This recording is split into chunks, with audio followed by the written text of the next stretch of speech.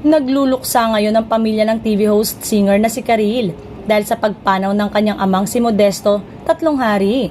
Si Modesto ay ang ex-husband ng nanay ni Karil na si Divine Diva Shasha Padilla.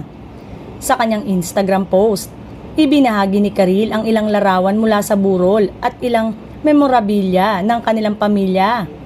Sa caption, inalala niya ang ilan sa mga pinakamasayang alaala niya kasama ang kanyang ama.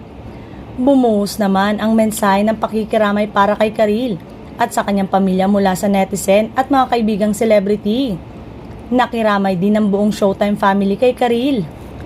Ikinasal sina Modesto at Shasha noong 1980. Napawalang bisa ang kanilang kasal noong August 6, 2003. Naaprubahan naman ang annulment ng dating mag-asawa noong December 3, 2004. Naanal naman ang kanilang civil wedding noong July 13, 2009 at na-finalize noong December 17, 2010. Samantalang, pansamantalang hindi napapanood ang actress TV host dahil sa balitang ito, ngunit nauna nang naibalita ang pag-file ng pansamantalang leave sa programa dahil sa di umano'y may kinalaman sa kalusugan ng aktres.